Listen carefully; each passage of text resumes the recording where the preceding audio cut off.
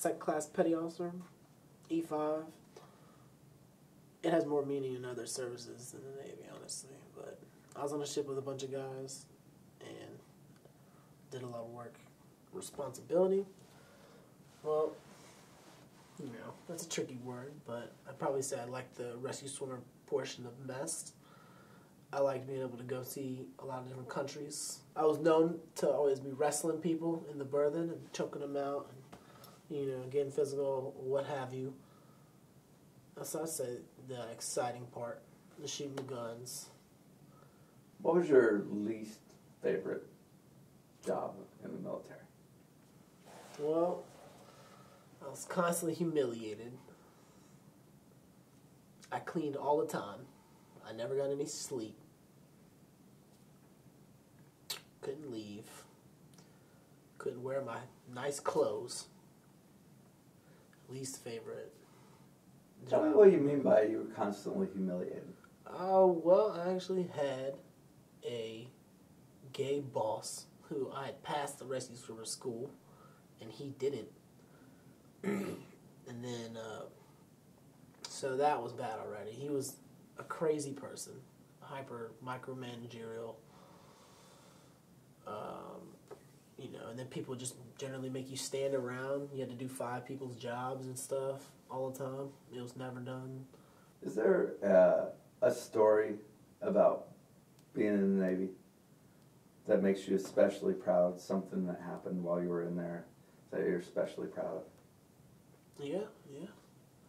Saved a couple people's lives. Saved this little girl.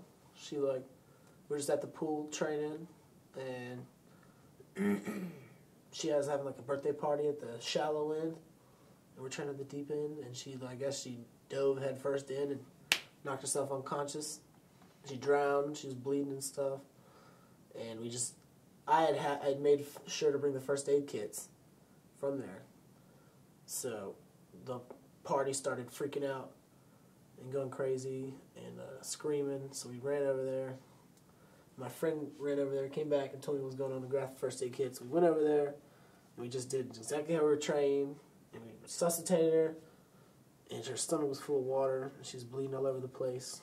We resuscitated her, because she was a small child, and turned her on her side so the blood would come out of her mouth and stuff, and then waited forever, and turned her over to the paramedics, and they just stood there not doing anything.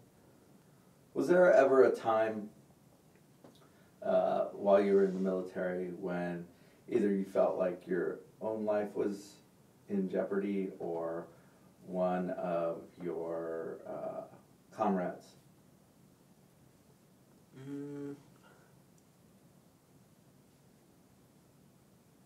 Felt like my friends' lives were in jeopardy fairly often.